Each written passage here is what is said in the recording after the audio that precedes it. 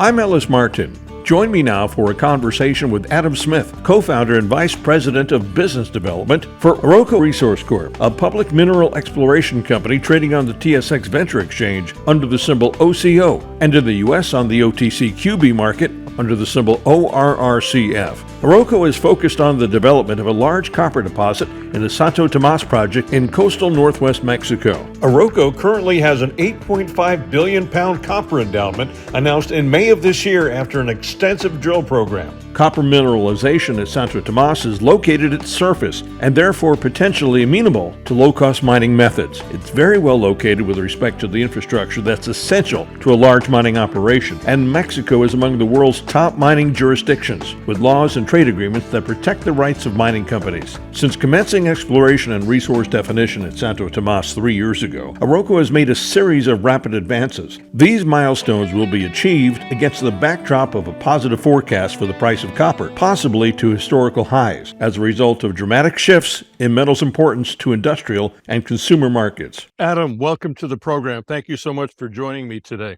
Great to see you. Good to see you too, Ellis. I can tell from the background and from your hat that you're home. It's lovely. I think the intention was that we wanted to do this interview and I would be in Vancouver or someplace similar. I would have a wonderful backdrop as well, but I'm on the road speaking to investors and getting the story out. So I'm in this charming accommodation overseas.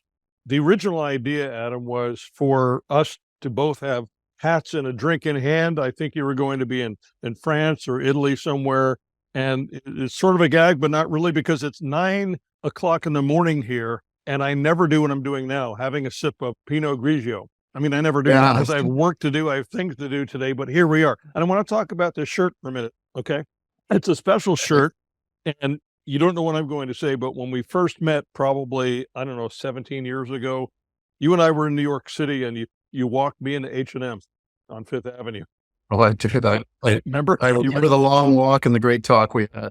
So I was in New York at a mining conference. I needed an extra shirt, and I bought this to match my shorts, which you can't see right now, luckily for you, but I thought I'd wear it in honor of our time in New York City. You and I have traveled all over the world, and we've seen each other in many different spots. It's been a pleasure knowing you all these years. Related to Oroco, actually. That's how we met.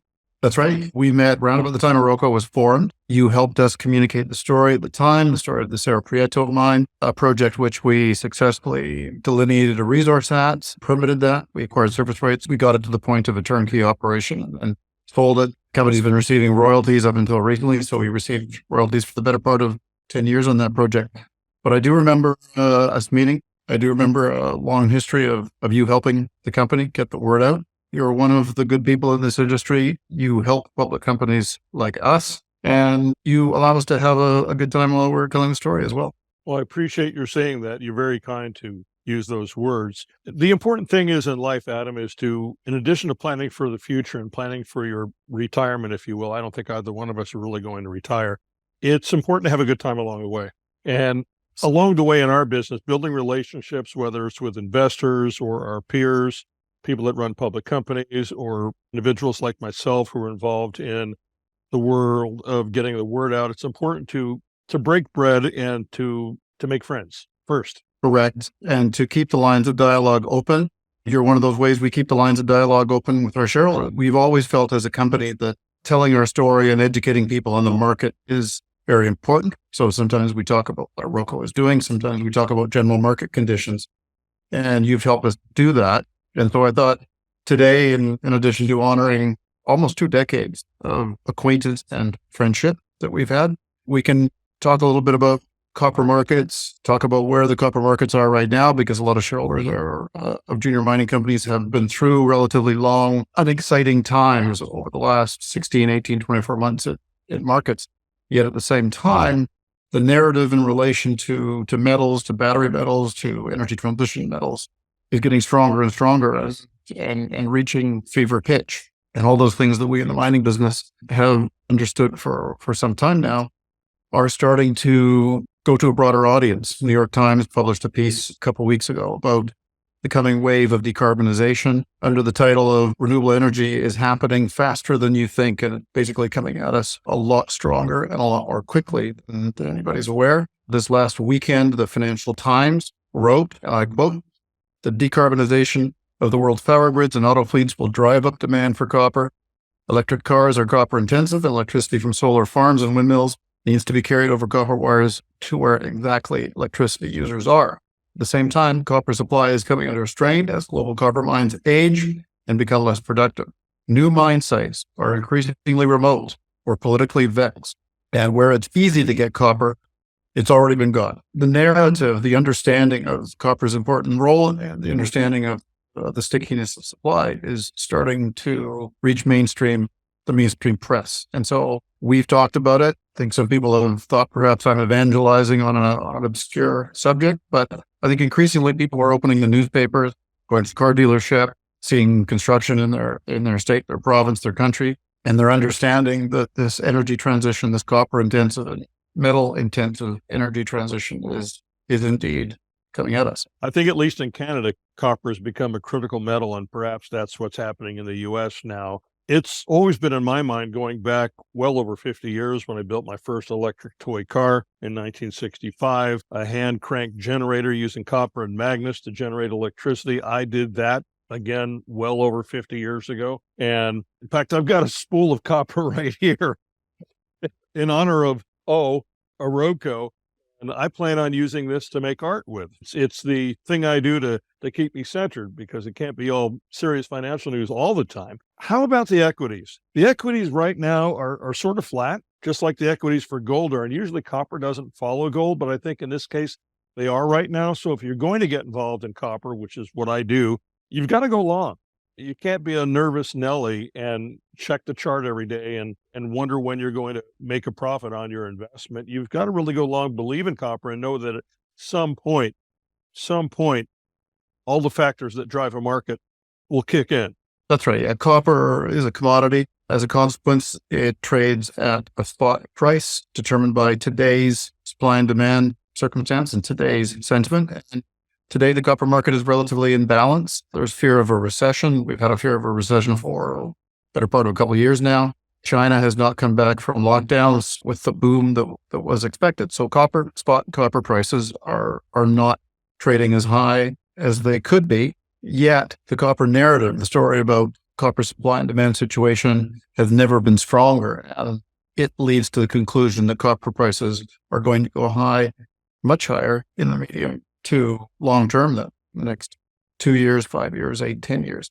I think we're quite confident that there's going to be a supply crunch and higher prices in the medium term. But in the short term, we're dealing with an equity market that is somewhat subdued, and we're dealing with spot copper prices that are somewhat subdued. But you're right, we don't make investments that are going to pay off tomorrow or next week or even next month. This isn't a racetrack. But if you do your homework, find a company that's heavily leveraged to copper prices, do your research, and understand that copper prices and companies with large resources like the 8.6 billion pounds of copper that Oroco have are well positioned and well leveraged. The Financial Times goes on to say that copper markets are expected to be 20% out of balance by the end of this decade. That is, demand is going to exceed supply by 20%. And the chief economist at Trafigura is quoted in the Financial Times article as saying 20% short is a bit like the oil market if Saudi Arabia and Russia were to stop producing. Of course, supply and demand do always find a balance. One of the levers that the market pulls to find that balance is price. So that economist is predicting significantly higher prices for copper. And he says, with this basic framework in mind, and the basic framework is an understanding of where copper is going, its importance in decarbonization, the fact that the decarbonization rocket has left the launch pad. He says, with this basic framework in mind, it may seem very appealing to have some copper exposure in one's portfolio. The metal might play a gold-like role as an inflation hedge, and copper historically has outperformed gold as an inflation hedge, with possibility of participation in a step change in the copper price. So you've got an inflation hedge, you've got a commodity that is fundamental building block of modern economies, and you've got this possibility of a step change in copper prices as a consequence of the supply dynamic. So interesting place to be, but I think we're very confident that we know where it's going. We just don't know when it's going to go there. Companies like Oroco, a lot of our peers have come down in price in the last 24 months. I think a lot of the froth was taken out of those markets. That lowering of price represents a de-risking for the investor. So long term, that's how you play the markets. Is you get in when prices are depressed into stories and into narratives that you feel strongly are going to have a good future. You've been traveling on the road for a long time, for as long as I've known you, and I would think that your travel schedule right now is even more advanced than ever. You're in Europe now. You'll be in Asia shortly. Clearly, you're getting some positive response, both from institutional and high net worth investors. What are you hearing? What is the sentiment? Why are they so excited right now? Is it because of your over 8 billion pounds of copper that you have at Santo Tomas? Or is it just, I better find a copper play right now before it's too late? Our resource was recently announced. It was announced in just May of this year. A couple months later, Cantor Fitzgerald initiated coverage of Oroco with share price targets well in excess of where we're trading now, not based on potential discoveries, but based on the discovery that we actually have, the resource that we have, and advancing it through various stages of engineering studies. I think excited might be a hard word to use in regard to copper investors right now. It's been a very slow 2 years. It's been a very frustrating 2 years. As the narrative, as the understanding of copper supply and demand gets firmer and firmer, the industries that will be copper intensive related to decarbonization and electrification pick up speed as the European government, through the European Green Deal, and the US government through the Inflation Reduction Act, throw money essentially at the mining industry. There are hundreds of billions, if not trillions, of dollars of incentives between those two new plans towards building infrastructure that is carbon intensive. A headline in a mining journal recently was just that governments are throwing money at the mining industry. So those things, those are headlines we all read. I think a typical commodity investor right now would probably think those headlines are just mocking them because the metals and the equities have not been moving. But, eventually all those levers being pulled, all those forces in the market, they will line up. And so right now we've got the scarcity of metals, we've got booming demand and future demand even stronger. We expect markets are going to be overwhelmed with demand, but we've got sentiment. We've got negative sentiment right now, whether it's slowdown in China, fear of a recession in the United States, interest rate uncertainty. But, you start to take away those negative things one by one, and eventually the positives line up. And when all the vectors enough of the vectors are lining up in the same direction, then you get movement. And commodity market has a history of turning and moving pretty quickly. Copper has increased in price 50, 80, 100, 120% over the course of just a matter of a few quarters, historically on a number of occasions. Since 2001, when it started at 65 cents and moved up to $3.50, almost $4, it did so in some real fits and starts. Post global financial crisis in 2008, 2009, a little less so post-COVID, but copper and other commodities can move quickly when some of the negative sentiments are removed. So I think the U.S. is looking extremely strong right now economically. China just needs to reverse a few trends, perhaps add some stimulus to underperforming economy, and then Europe needs to get out from under some economic clouds as well. You remove those things, and it's those green lights on the drag strip all lining up and turning green, and things can change quite quickly. We have a very, very low copper in inventory. So if demand picks up, those inventories will quickly deplete, and you could see a rush to copper and other metals. What's on the horizon for Santo Tomas and Oroco? Following the announcement of the mineral resource estimate in May, we have a preliminary economic assessment coming up that will attach some numbers to the project. It will demonstrate if it's viable or not. It's a very, very large resource, plus 8 billion pounds of copper. Copper's trading just below $4 right now. You can do the math. That's 2/10 of billions of dollars of metal. So the economic assessment is going to study what would be a very, very large operation, a mine capable of many hundreds of millions of annual revenue, maybe a revenue in the range of $1 billion plus a year, potentially, and tens of billions over the life of the mine. So this will be a CapEx. The PA will provide a CapEx, OpEx, discounted future cash flow model and provide a value in present dollar terms of those future cash flows net of the capital cost to put Santo Tomas in production. That's a very important milestone for a company like us.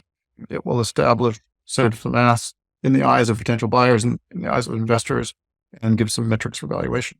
Well, Adam, it's always great to chat with you. Next time, a glass of wine, please. Okay? Yeah, sorry for standing you up. I was expecting to be someplace a little more scenic and sunny. I have an Oroco bulkhead that I brought with me, so I have my hat. If I were outside today, right now, I think it'd be raining on me. Thank you so much for joining me today on the program. I look forward to speaking with you again very soon.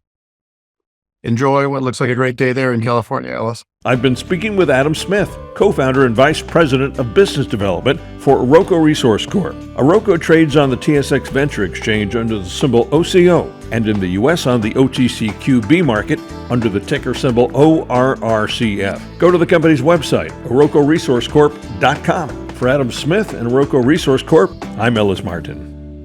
Would you like to be one of the first to see who we are following? Subscribe to our audio newsletter. It's free.